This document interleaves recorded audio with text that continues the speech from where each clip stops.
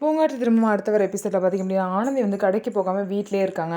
கேட்டால் எனக்கு அங்கே போகவே பிடிக்கல, அந்த ஆள் மூஞ்சி பார்க்கவே எனக்கு பிடிக்கல, இவ்வளோ மோசமான ஒருத்தன் இருப்பானா, விவாகரத்தான பொண்ணுங்களை பார்த்து திமிரு பிடிச்சவன் அது இதுன்னு பேசுகிறாரு, இப்படிப்பட்டவரெலாம் எப்படி பொண்ணை மதிப்பார், பொண்ணுங்களை பற்றி தப்பாக தான் நினச்சிட்டு இருக்காரு, இவர் தான் வந்து ரொம்ப நல்ல ஆம்பளை, சரி ரொம்ப நாள் கழிச்சு ஒரு நல்ல ஆம்பளையை மீட் பண்ணியிருக்கோமே, நமக்கு ஒரு நல்ல ஃப்ரெண்டு கிடச்சிருக்கே அப்படின்னு சொல்லிட்டு சந்தோஷப்பட்டேன். ஆனால் இப்படி இருப்பாருன்னு சொல்லிட்டு நான் கொஞ்சம் கூட நினச்சி பார்க்கல, எனக்கு வெறுப்பாக வருது அப்படின்னு சொல்லிட்டு குமரனை பற்றி ஆனந்தி வந்து திட்டிகிட்டு இருக்காங்க.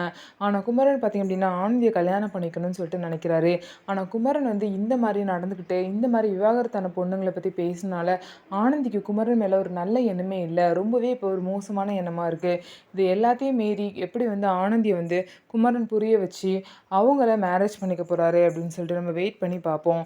அது மட்டும் இல்லாம குமரனுக்கு வந்து ஆனந்தி விவாகரத்தான பொண்ணு தான் அப்படின்னு தெரிய வந்துச்சுன்னா, அப்ப வந்து ஆனந்திகிட்ட எப்படி நடந்துப்பாரு அப்படிங்கிறதையும் பார்க்கலாம். நம்ம வீடியோ உங்களுக்கு பிடிச்சிருந்தா நம்ம வீடியோவ லைக் பண்ணிக்கோங்க.